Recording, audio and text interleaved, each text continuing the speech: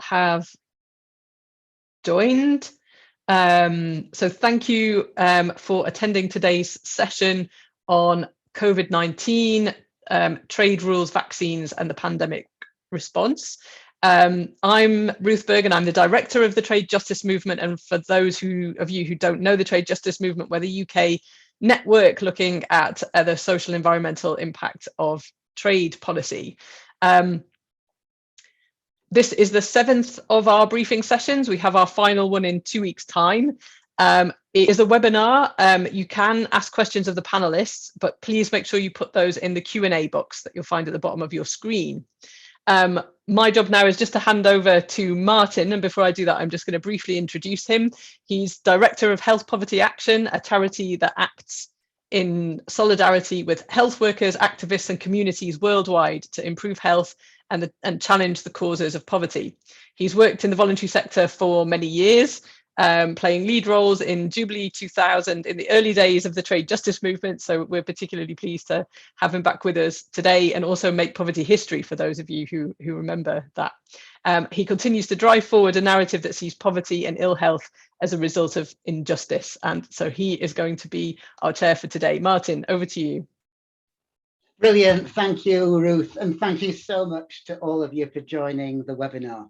So I'm just going to say a few words to set the scene and then hand over to the speakers. So first of all, the webinar is about how trade rules relate to COVID-19 and vaccines, and generally the context and consequences of the pandemic and the response to it. So first of all, what do we mean by trade rules? So in the early days of the trade justice movement, I remember our slogan was trade justice, not free trade. And the basis of it being that if you have a trading system that's not regulated, then those with the greatest power will make sure that it works to their benefit, to the detriment of everyone else. So it needs regulation. However, the rules are set by those with the most power. So what we have is a set of trade rules that actually regulate it more often than not to make things worse, to make things more unjust. Now, one of the things that struck me when I moved from campaigning on trade justice to working in the health justice sector, the very first meeting I went to at the World Health Assembly, the pre-meeting of the movement, it was the same organizations that I've been working with all those previous years on trade justice. And not only that, often it was the very same people. So these issues that are making trade rules so impactful on health and social justice aren't new, but the context of the pandemic has in many ways turbocharged the effect of them, which brings to both a political threat and the threat to the livelihoods and lives of so many, but it also brings an opportunity to highlight them and work for change. And that's what we're going to be exploring today. So some of the impacts that we'll be looking at, one is obviously around patents and the impact of those on vaccines, intellectual property rights. So basically a set of rules that are designed by Big Pharma to prevent others making vaccines. So in the context of the global pandemic, we have trade rules that prevent vaccines being made. Secondly, there's a whole area of this complex pattern of trading relationships we have around the world, where people are locked into their roles, often with very limited flexibility, just-in-time production to meet the supply demands of major supermarkets and others in the wealthier economies. If that is severely disrupted, as it has been, if it all collapses because people aren't spending in the same way, because it's not possible to transport things, then that has massive consequences, particularly for those whose livelihoods, where they've got the fewest choices, where they have the least power. And then also you have the impact of the lack of availability of essential supply, PPE for healthcare, food, other essentials in order to maintain health and survive. So by trade rules, we mean agreements that governments are required to follow. So those could be rules set at the World Trade Organization. They could be bilateral trade agreements between countries or between groups of countries, or they could be conditions imposed on countries by the IMF or World Bank, which is where some of the unfairness of them comes in, because the poorer countries are subject to those, the richer ones aren't. The richer ones set those rules. And of course, it's not just what the rules say, often they're vague. It's also a question of the intimidation factor around them, the actual real impact of them, not necessarily the letter of the law. So those are things that we're going to be thinking about. What are the dangers moving ahead from where we are now if trade rules don't change? Unless we take action as activists, are they likely to change for the worse? And what do we need to do to make them work for social justice and for public health rather than against it? So, moving on to the speakers. Great pleasure to introduce you, Nick. Nick Dearden is Director of Global Justice Now, a democratic social justice organisation working to create a more just and equal world. Nick has worked previously for War on Want, Amnesty International and the Jubilee Debt Campaign, and he helped win a new law to stop vulture funds from using UK courts to squeeze huge debt payments out of poor countries. He writes regularly for The Guardian, exploring the connections between trade policy, corporate power, and access to medicines, and loads more things that could have been written. Nick, over to you. And we've got 10 minutes or 10 minutes each to speak, and then there'll be time, hopefully, for questions. Thanks, Nick. Thanks very, very much, Martin. And I'm going to focus my comments on vaccines. I think there is little that we've seen in the last 10 years that more scandalously demonstrates how poor our multilateral cooperation and multilateral institutions are at meeting the demands today than vaccine rollouts over the last 18 months. To give you a scale of this ongoing problem, while here in Britain, we have about 75% of the population vaccinated. I mean, everybody who wants it, essentially.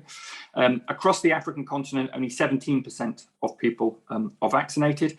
Across low-income countries, only 13%.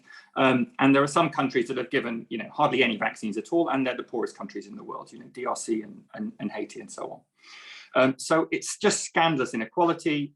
Many people in the campaign world have called this vaccine apartheid. But the important thing for today's session is this isn't just about nationalism and selfishness, because at the heart of this problem, at the heart of this inequality, are a set of trade rules, so-called trade rules, because like you, Martin, I don't really regard these, and I think most ordinary people wouldn't regard these as trade rules in the traditional sense, but intellectual property rules that are governed by the World Trade Organization and included in many different bilateral trade deals, which essentially allow big business, transnational corporations to monopolize technology and know-how. And through that monopolization, to control which medicines get produced, where they get produced, and how much is charged for them. And in the pandemic, that's meant who gets vaccines and who doesn't get vaccines, who lives and who dies. An incredible power to hand over to multinational corporations whose interest is maximizing return for their shareholders. Now, this isn't simply a pandemic problem. So we were working on this before COVID-19, as it happens. Because we've seen over years, over decades, how these rules, this TRIPS agreement, so the agreement that we're really referring to here is TRIPS, the agreement on trade-related aspects of intellectual property rights, which was one of the first agreements signed under the World Trade Organization in the mid-90s that sets a global standard, a global minimum for how long patents, copyright, trademarks, and so on should last. An absolutely extraordinary agreement at the time, given most countries in the world, didn't have patent laws like that at the time, and even Western countries here in Europe many of them had only recently developed those kind of patent laws. So it was a huge, huge change.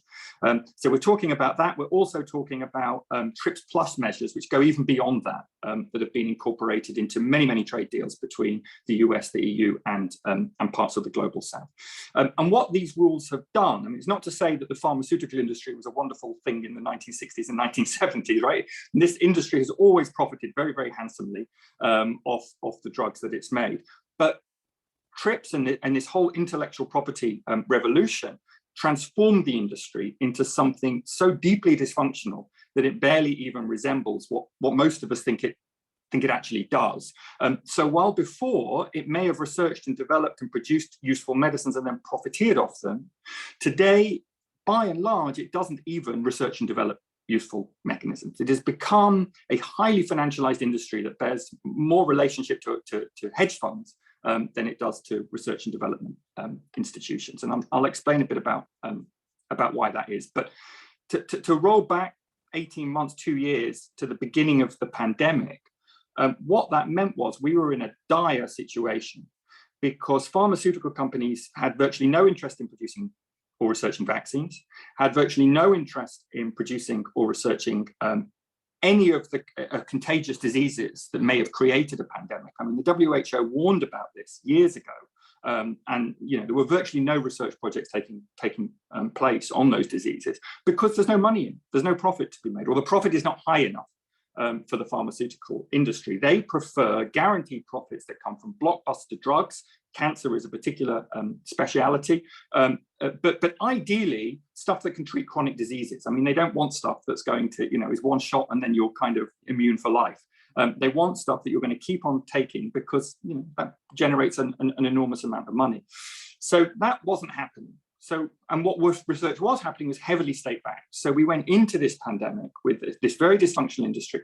And what did we do? What did governments do? Well, they threw money at the problem, and it worked. I mean, thank God they did, right, in many ways. But I mean, we're talking about tens of billions of dollars that were thrown into research, development, trialing, and testing of the vaccines that, thank God, me and people at least here in the global north have now had.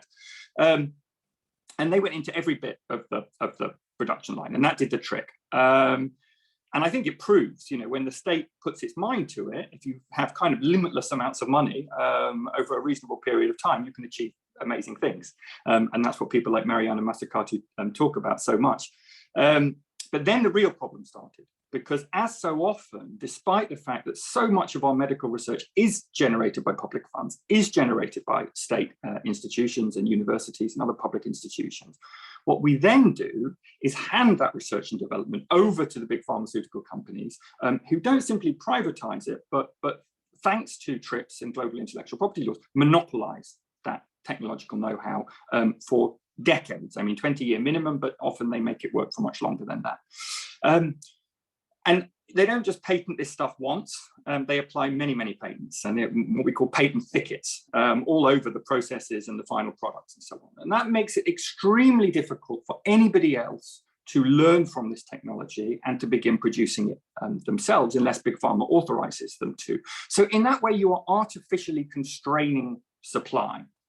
And that was the problem that we saw so clearly a year ago, where there was such high demand for this stuff.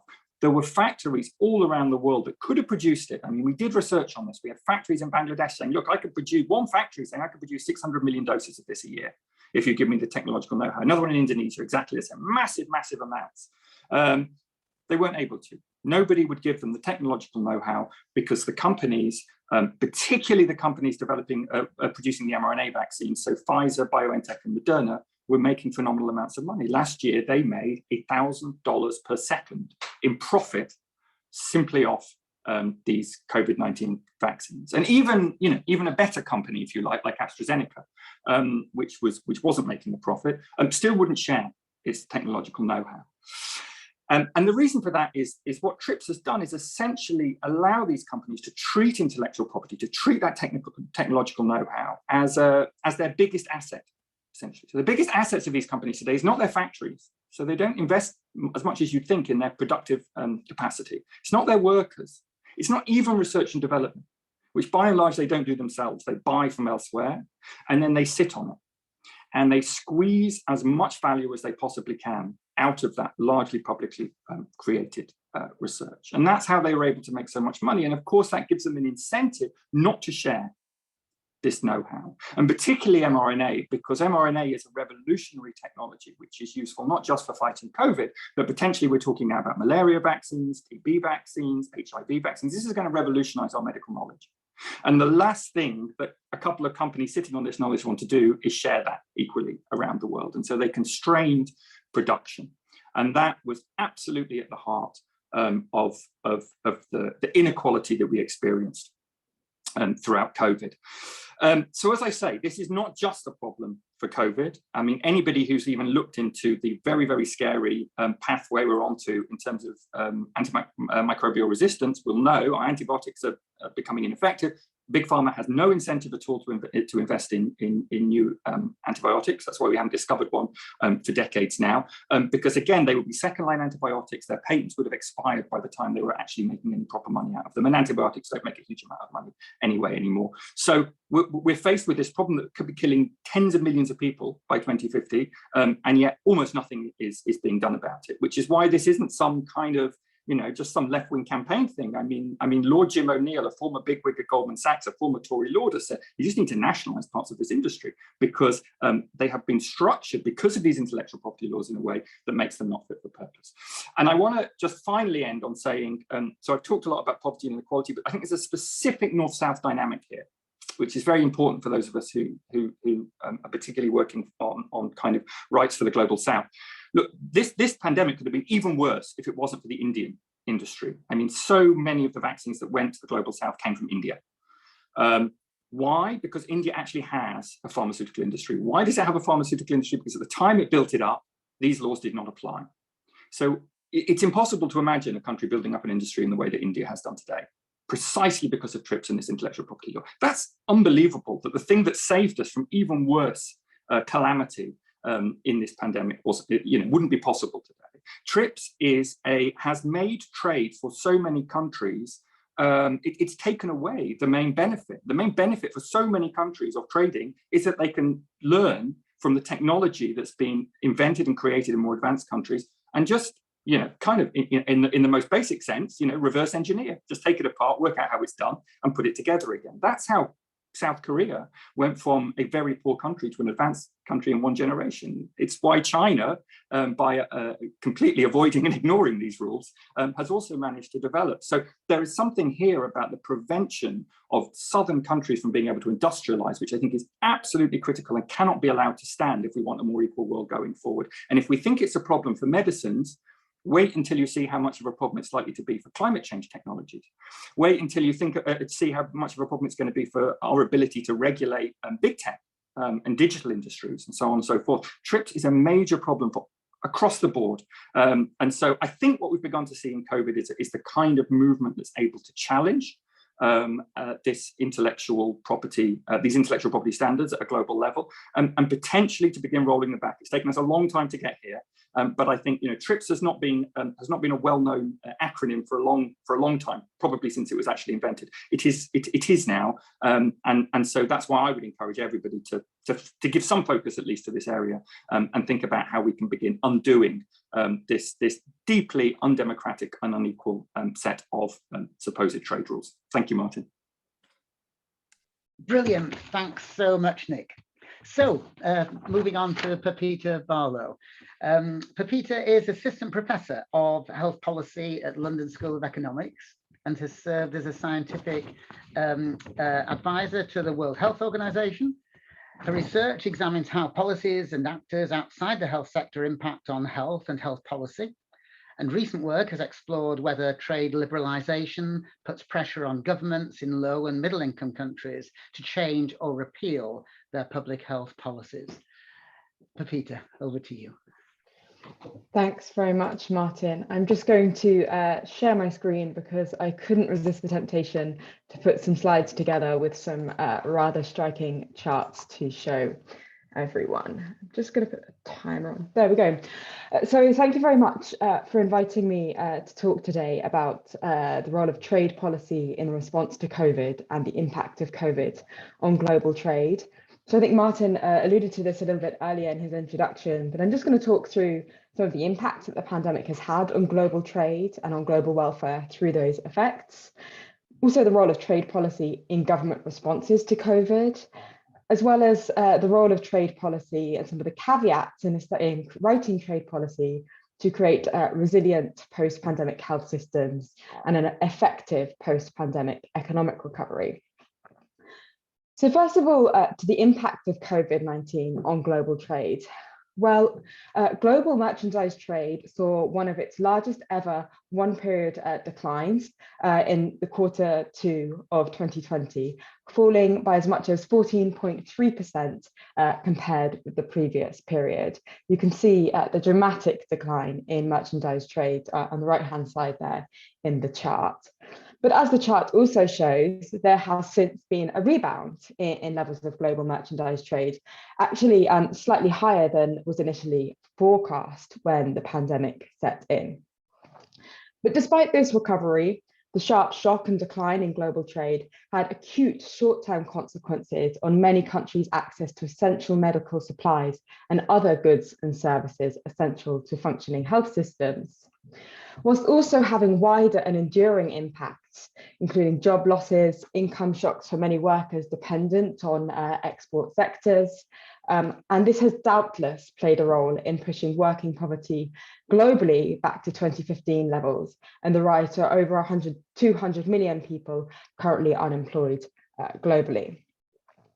This, of course, also has implications for health systems because we know that health is not only affected by the availability and access to medical services, but also by the economic circumstances in which people live. So now I'm going to talk through how government responded to both of these crises, the shortage of medical supplies and then also the economic decline. Well, as the pandemic set in, there was an enormous effort, a scramble to secure access to medical supplies. And one of the measures that governments took in order to do this was to cut and eliminate tariffs on essential medical products for dealing with the pandemic. For example, in some countries globally, face mask tariffs, so import taxes on tariffs, were as high as 55%. So this constituted, a real opportunity to promote access to these essential services, essential goods, by simply cutting tariffs at the border. There are also other instances where governments affected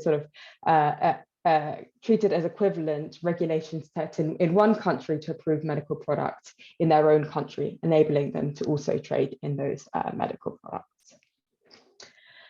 So partially as a consequence of this, and also simply as a consequence of demand, there has been a large increase in global trade in medical supplies, with the global volume of merchandise trade in medical supplies in 2021 being 31% higher than what it was in 2019. More recently, there has also been a focus on cutting tariffs on essential vaccine inputs, as tariffs on these also remain high in many countries. So on the right-hand side here, I've taken some data from the World Trade Organization, which shows the maximum tariff rate on select vaccine ingredients in the top 27 vaccine manufacturing economies globally. And as you can see, there's quite a lot of variation, but in many cases, these tariffs are higher than 5%. Which the WTO sort of argued is a sort of threshold level that creates a choke point in the vaccine supply system. So 23 of the 27 top manufacturing economies for vaccines have larger than 5% tariffs on 5 or more key vaccine inputs. So the WTO is promoting cooperation in reducing tariffs on these products to help to secure and increase global vaccine supplies. But it's not only cutting tariffs and eliminating other trade barriers on medical supplies that has been promoted by the WTO and other organizations as part of a post-pandemic recovery. Many governments and international institutions are also promoting wider liberalisation in order to address some of the economic issues created by the pandemic and the sort of downstream consequences in terms of job loss, etc., that I mentioned earlier. So I've just put here 2 quotes, one from Angel Mitchell, who argues that flourishing international trade will play a critical role in ensuring that economies around the world overcome the unprecedented challenges created by the pandemic, as well as various others. And on the right-hand side, I've taken an extract from the April 22 IMF World Economic Outlook, arguing that there is serious scope to reduce non-tariff barriers to trade to help emerging markets recover from the pandemic. However, assertions about trade rules' role in a healthy post-pandemic recovery must take into account the fact that trade policy has many impacts on health beyond on the health system, some of which can be counterproductive. Nick has already eloquently outlined the many impacts of global trade rules affecting intellectual property and access to vaccines, but there are also many other ways which may be less self-evident and have certainly received relatively less attention, in which trade rules can affect health systems counterproductively. We outlined a range of these in our paper in the Lancet Planetary Health in 2021, and I'm just going to pick on two here to illustrate some of the thorny issues. So let's take the first case of import tariffs, say tariffs on face masks that were abolished to promote access to these face masks, or abolishing and reducing tariffs on vaccine ingredients. Well, as the Asian Development Bank Institute noted, tariffs can be an important source of government revenue that are used to fund health systems in many low-income countries. So that 55% tariff rate on face masks may well have been set to help governments fund their health systems. And so abolishing those tariffs can create problems for health systems too.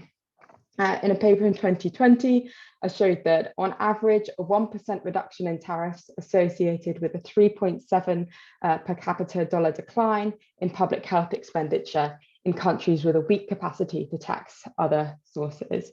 Given that total public health expenditure can be as low as $10 per capita in some countries, this is quite a high proportion of the total.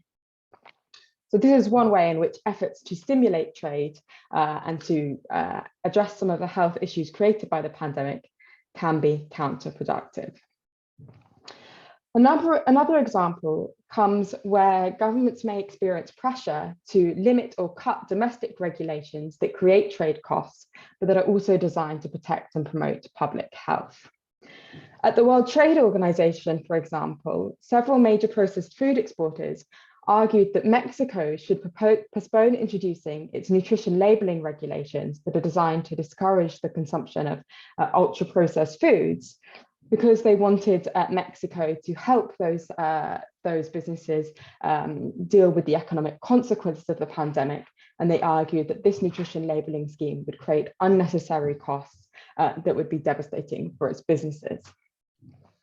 However, avoiding regulation to cut trade and business costs and aid recovery for certain businesses can also be a false economy, given the escalating global treatment costs that are now associated with poor diet. And also that my headphones have just turned off. Also, given that we know that poor diet and obesity, for example, are critical factors in exacerbating some of the health effects of COVID itself. So what does this mean for how trade policy can help countries build resilient health systems post-COVID? Well, trade policy has clearly been instrumental in helping some countries secure access to essential medical supplies in the pandemic. And there's no doubt that a resurgence of global trade after the pandemic has also helped to alleviate some of those acute economic strains faced by households who lost work or lost livelihoods as a result of the collapse of global trade. But to build healthy populations and resilient health systems in a post-pandemic world, trade policy must be informed by its many health consequences.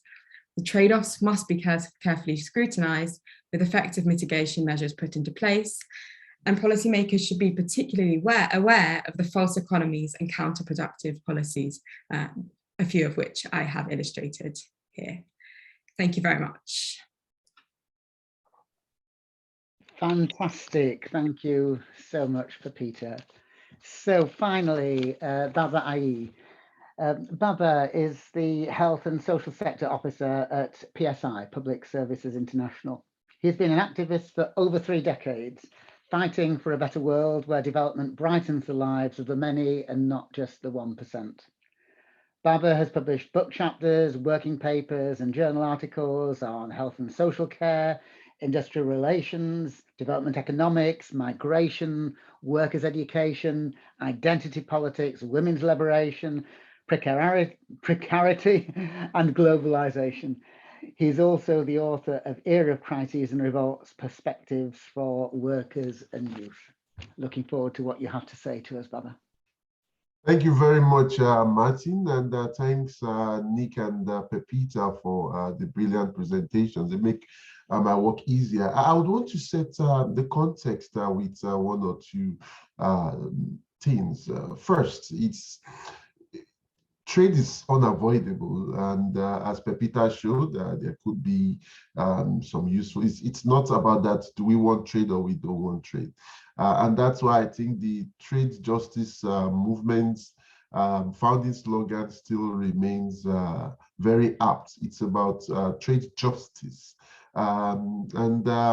It's also important to contextualize, as Nick said, over the last 4 decades, increasing financialization. I think this reflects a paradigm shift in the global world order, and which was the establishment and the entrenchment of neoliberalism, and this of course is what has shaped the global trade architecture, and so it's about a few maximizing profit making and putting profit first and last.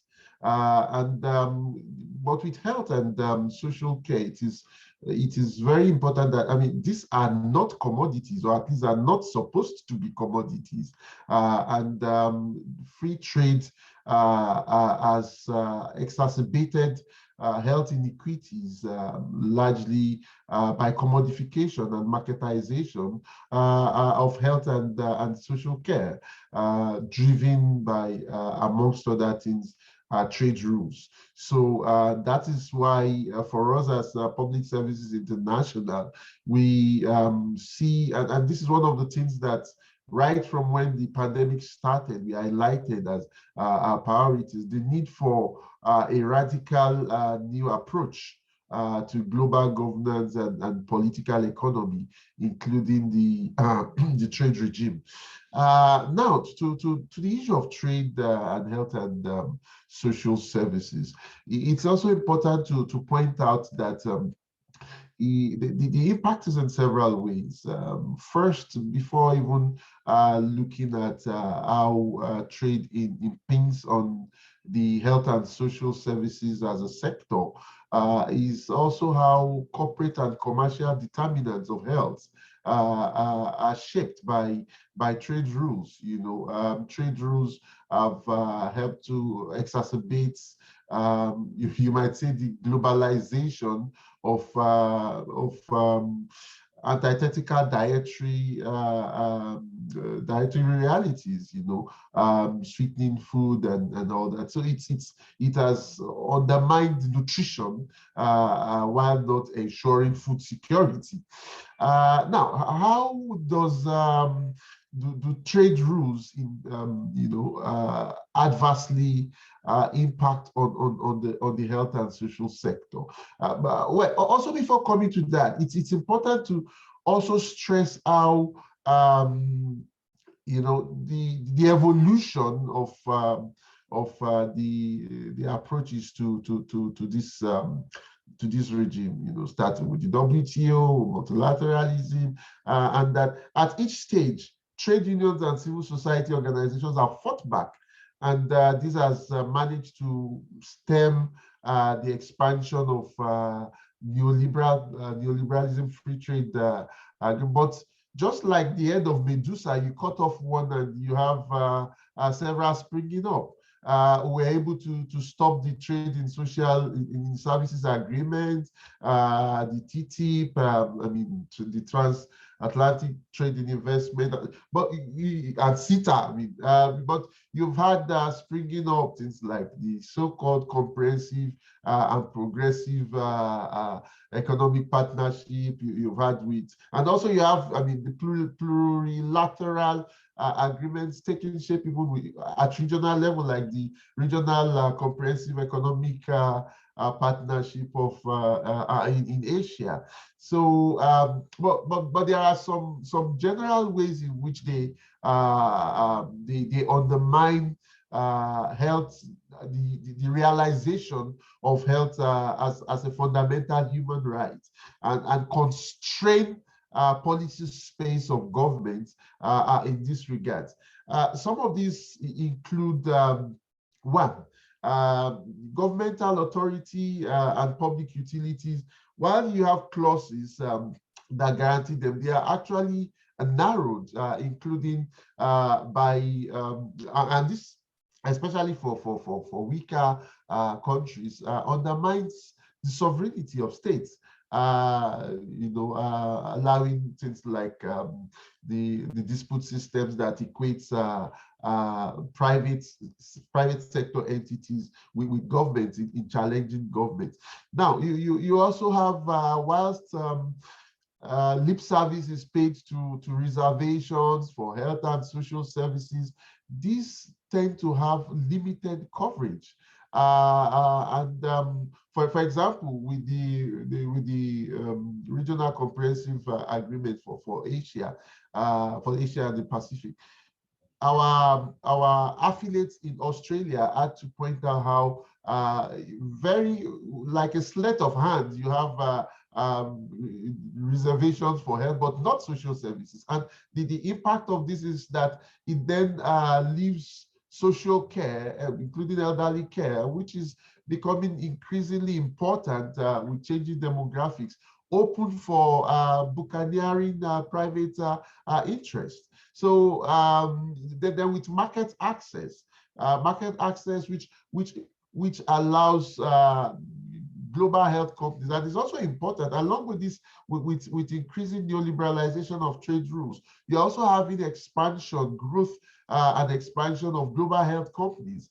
And this, it undermines, it circumvents planning tools for governments who might be committed to universal health care. Procurement is another channel where you have trade rules being used to impugn on the sector. Once you pass a threshold, it has to be, so to speak, competitive tendering, allowing for international bidding and so on and so forth. And this tends to promote, amongst other things, public-private partnership, because it also includes, construction of health facilities. But even apart from that, even with stockpiling medical supplies, and this is driven by the on-time flexibilization itself of the global supply chains. And you could see the impact of this with the global shortage of of PPEs, personal protective equipment, in the pandemic. Health insurance companies, it must be stressed, health insurance companies have become behemoths of sorts, and with powers, and they are profiteering, weakening social security systems of governments across borders. We have seen the role of Bupa, which is a British company, but which, we have seen this impact in aged care in Australia, for example. And so you see how this, these different trends come together. And with regards to state aids, there's a limit to which governments could, so to speak, subsidize. Actually, I would say, because health being a fundamental human right and governments being the duty bearers, public funding and delivery of health and care should be primary, but these are constrained by trade rules. You've had also, with regards to involvement of professionals, you could have temporary stay of professionals, which bypass labor laws. And in more recent times, the agreements also include on digitalization, with the increasing, digital health and telemedicine. This, amongst other things, also further the digital divide, as well as deepening social inequity. So and the trade, the free trade in the health and social care has for that privatization, not only as PPP, but in so many ways, in contracting out and contract staffing and so on and so forth. So the important question always has to be, I mean, what is to be done?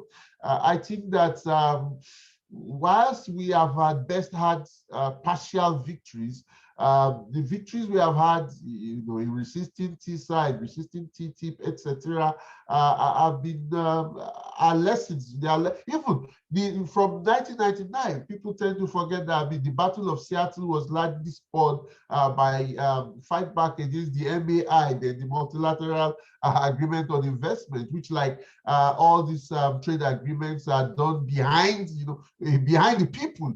So I think we need to continue to emphasize and fight. I mean, with evidence. Actually, the evidence is really there, but you know, it's more difficult to wake up someone pretending to be asleep than someone actually sleeping. The fact of the matter is that corporations are quite aware of the dangers of free trade, to realization of the right to health and on social care. But unfortunately, governments that are the duty bearers are also there's an ideological element to this, because the evidence shows that, I mean, the privatization of health, which these trade agreements push, does not work. It does not work. The pandemic, more than any other thing, showed this quite clearly, because places where you have had the furthering of privatization have fared worse, you know, than in other places. So there's no alternative than to keep on the good fight and to strengthen our collaboration in doing that, as we're doing now as trade unions, as civil society, and as communities. And yeah, we keep our fingers crossed that we'll win. Thank you. Fantastic, thank you.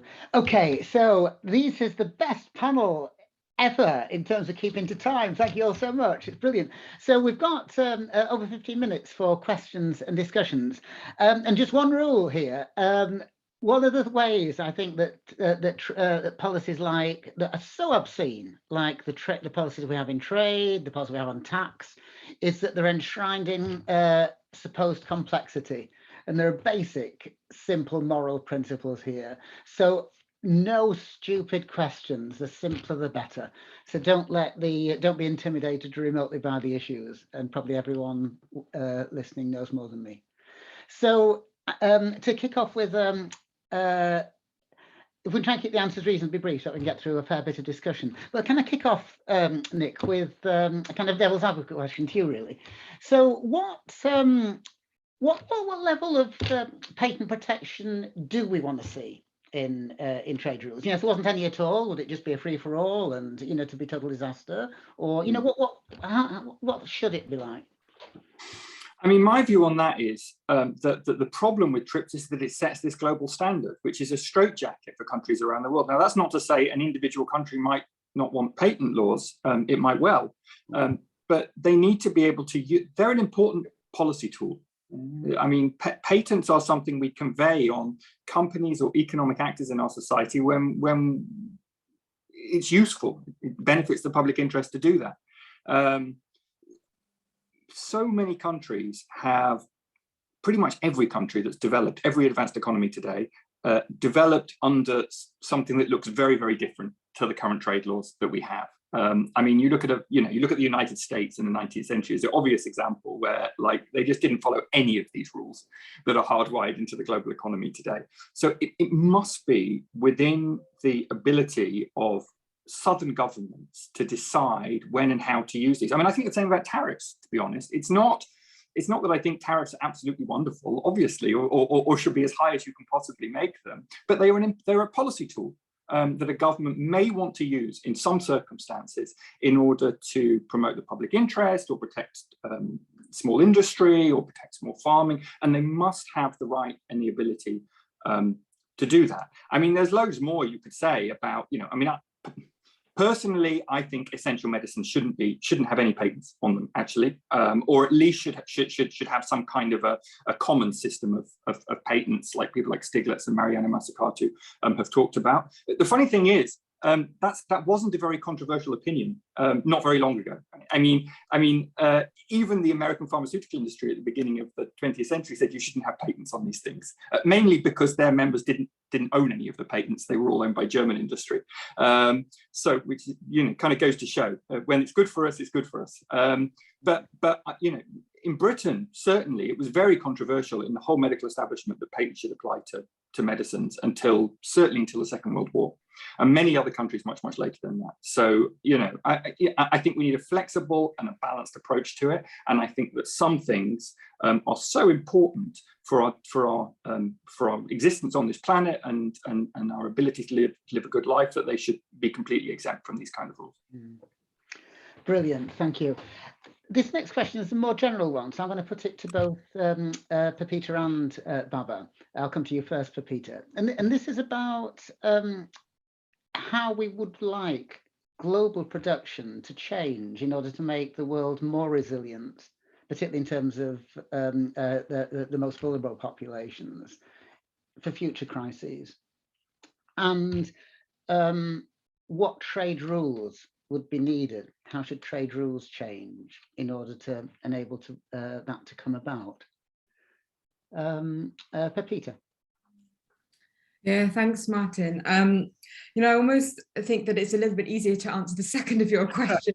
What it means to think about the first. I mean, at least when looking at the world of sort of nutrition, which is an area in which I've focused on particularly in my research, we've seen time and time again, tariffs being abolished on extremely unhealthy products, including cigarettes. And this also comes back to COVID, because we know that countries with higher rates of smoking per capita have also seen higher mortality rates given infection, right? And we know that at the individual level, this is also the case that individuals who smoke are much more likely to be hospitalized and indeed in some cases die. So global trade policy is in some cases enabling and promoting global production and global trade in products harmful to health. So, if trade policy were to change and as a consequence production to change, to come back to your first question, and I think it makes sense to take a look at, within every single individual trade agreement that is negotiated, we don't have a full impact assessment where we ask ourselves the question, are we promoting trade and production in goods that are harmful or beneficial to health?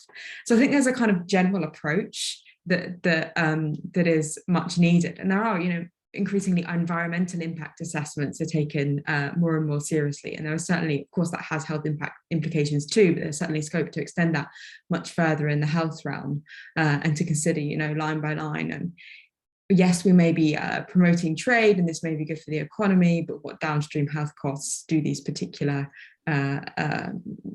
tariff changes or other non-tariff trade policy changes create? And is that producing a global production system that is actually in the people's interest from a health perspective? Brilliant, thank you. The questions coming in have started to accelerate. So can I just ask you quickly, Baba, if there's anything you wanted to add to that, or has Pepita covered it? Yeah, very quickly on that, what I want to state is what we as PSI have put forward to the Intergovernmental Negotiating Body for an International Instrument on the Pandemic Preparedness and Response, is that we're strongly of the view that an automatic trigger of a suspension of patent rights on needed pandemic products should be included as part of the pandemic treaty.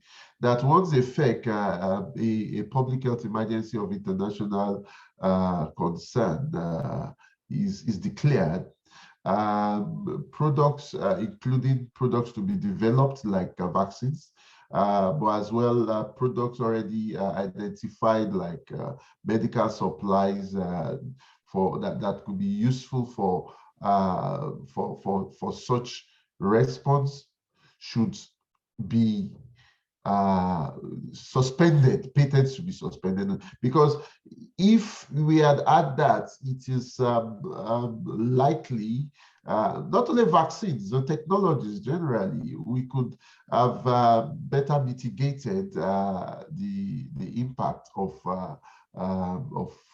the pandemic. So that's what I want to just add to that, please. Brilliant, thank you. So a question from Liz May. Hi, Liz. About the key solutions that we want to push for as a movement. So, is it a TRIPS waiver, nationalisation of farmers, renegotiating TRIPS in some way, and about the similarities between the health emergency and the climate emergency? Yeah, for example, there's also an idea for a climate waiver. Who would like to go on that? I'm looking for whoever moves first. If not, I'll pick whoever's in the top corner, which is Nick. I mean, of course we want a TRIPS waiver, and that's what we've been campaigning for. It would be very late at this point, and indeed, what's on the table at the WTO is extremely weak. So, personally, I think we've got to look beyond that now. As a minimum, I would think, yes, permanent carve-outs for certain things that are way too important to be simply handed over to big business to monopolize. So that would include climate and medicines. But to be honest, as I said, I mean, I personally think we should look at the whole thing again and begin to think how we can build a different system. And there's been some great work done on that by Joe Stiglitz, by Mariana Mazzucato, by Commonweal here in Britain, looking at how you could begin to build something that's not exactly, it's not that it doesn't have any patents at all, but the patents can be commonly shared, and you can thereby incentivize, for example, companies that are not for profit or that are smaller over simply handing them over to big business. So there's lots of ideas in that area. Climate, absolutely, we really want to look into this in more detail, because not a lot of work, surprisingly, has been done on it. You will know every time they have a COP conference, there's always something in the final statement that talks about technology transfer. And so they recognize it's important, but it leaves it there.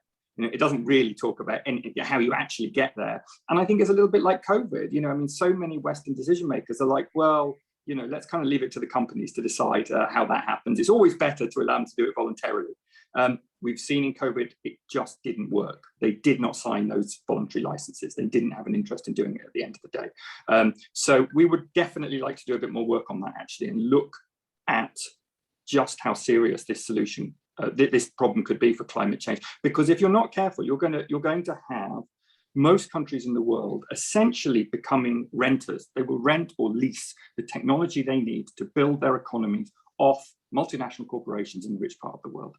And that is simply not a solution for a more equal, more balanced global economy. Brilliant, thank you. I'm going to put one more question, then I'm going to go around each of you for a final quick word, so that we can end promptly on the hour. So this question from David Kenvan, which is about, just after all the lessons from all the campaigning and all the court cases and everything else around antiretrovirals with Big Pharma, along came an even bigger crisis. And yet, whilst in the end they were forced to make the drugs available, the antiretrovirals available more cheaply, it kind of seems like nothing's been learnt, nothing's been banked in terms of political progress on it, because the same thing's happened again, if not worse. And just wondered, why you felt that was, that after all that's happened with antiretrovirals, along comes a pandemic and the same things again. Anyone? It's a political question, I suppose. Barbara, you've got a long history. Yeah, I'm happy to speak to that. I will, to borrow from Frederick Douglass. I mean, it's about, that power concedes nothing without a demand. I think, and don't forget, it was not just given, even with regards to antiretrovirals. There was long drawn battles, the people's assemblies and things like that. I think that presently the powers that be, particularly the wealthier countries behind things, they think they are in control of things. And an example is there's a leaked, I don't know if with the WTO, the so-called Quad agreement, which India and South Africa pointed out they were not, submitting to. It's now to be presented by the WTO Secretariat. So essentially, we can see the ventriloquist of the EU and the USA speaking to the Secretariat, be more clear. So it's I think it's that there's we keep on fighting, but I think it's also how can we make them feel less comfortable about being able to maintain the status quo. That was what was done with the struggle for antiretrovirals. How do we deepen our fight back? Thank you. Brilliant, thank you. Okay, so you've just got 1 minute each, and say anything you'd like to end with. I would say particularly also about our political strategy, how we're going to, what we need to do, what we're going to do to bring about change. And at this point, it's goodbye from me. After the minute each, it'll be back to Ruth from the Trade Justice Movement to close. So I'll take it in the same order as we started with. Nick first, then Pepita, then Baba. I think we've got to build on what we've learned through COVID-19, and that's not necessarily easy, because at the moment what you're finding, there was a huge support for what we were talking about, even in every, in this country, amongst Conservative and Labour voters, in America amongst Republican and Democrat voters. Like almost nobody thought it was sensible to stop countries producing vaccines that they needed to produce in the middle of a pandemic by not sharing. So there was huge support. Now a lot of people want the pandemic to be over, for understandable reasons, so do I.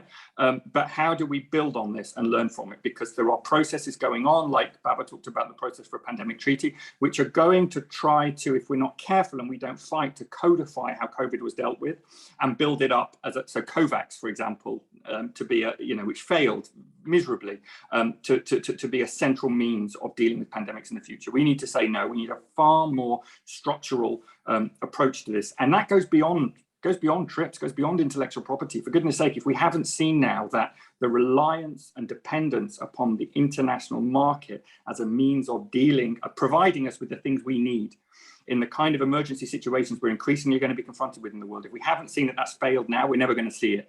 So and there is that discussion going on about the need for more resilience and so on in the world. So let's build on that. Let's be radical and ambitious in how we approach it and how we think about it, because I think it's absolutely the time when those kind of solutions can find fertile ground here and around the world. Brilliant. Time of opportunity, radical, ambitious. Thanks, Nick. Pepita. Thanks very much. Well, yeah, I suppose as an academic, I'm not so used to thinking about sort of political strategizing. So just some sort of personal reflections really on what COVID has shown us, and how some of the arguments that have been raised in the trade literature for a very long time now can have increased pertinence and perhaps resonance. And one is really that, COVID has shown us that people are willing to go to really great lengths to protect public health. People have been willing to lock themselves up at home, and indeed, still do, to avoid, yes, their own exposure to the virus, but also to reduce the exposure of others to the virus. So what I would say is that, within the kind of academic research and sort of policy messages that have been coming out from decades, we've known for a long time just how pervasive and severe some of the detrimental effects of trade on health can be, and also, that there are certainly opportunities. And so as governments are negotiating or considering or contemplating new trade policies or continuation of COVID response trade policies and new trade agreements, as we certainly are in the UK, I would suggest that provides a lot for those who have argued for greater health protections in trade agreements to build on, because in some ways, going back to Elizabeth's question, we've seen with climate change that once it became something that the domestic politics meant that politicians couldn't ignore it any longer, then we started to see, much faster rate of change. So I think there's scope to capitalize on the increased awareness and resonance and seeming prioritization of health, at least domestically, if not internationally, in the years to come. Brilliant. Thanks so much, Pepita. It's 2 o'clock, but we've got to give you a quick word, Baba. Yeah, thank you. I think one good thing that has come out here is, with the pandemic, is many more people appreciate the place of trade and all that. As Nick said earlier, a lot of people, trips was not something you hear every day before. But now, and also still drawing from Nick, the need for us to draw from lessons from recent and even further past. And we've grown very savvy in terms of policy advocacy, writing petitions, speaking to them. But I think there's the need for deepening fight back from below with strikes and protests. The front page of New York Times reported the Battle of Seattle as Turtles and Teamsters United. We need more of this. That is the only way we can drive from what Extinction Rebellion is doing. If we had more of, because look at the post-World War order. It was not just given on a platter of gold. It was, a result of the hunger marches, the sitting occupation strikes, and so on and so forth. So we need to connect the dots. And it was not just about trade, also about tax. It is highly preposterous that like $500 billion annually get lost in tax havens, enough to pay 32 million nurses annually. Meanwhile, we have a projected shortage of 18 million healthcare workers by 2030, just a few years from now. So we need to fight for what then was called a new international economic order, but within the context of now, we need to. It is a systemic thing. And we have to fight against it. The trade rules, tax rules, and it's not so fashionable now, but I think we need to go back to stating and fighting for the fact that another world is possible. Brilliant. Thank you. Thank you. I will just jump in really quickly to thank once again all of our speakers, Nick, Pepita and Baba, and in particular Martin, for excellent chairing. And thank you so much for joining us today. We have one final session in our briefing series. So on the 19th of May, Trade After the Pandemic, Priorities for Building Back Better, where we'll continue this conversation that we've ended with here on what we might want trade to do for us after the pandemic in the context of a climate crisis. Please do join us then. Many thanks. Bye-bye. Bye-bye. Bye.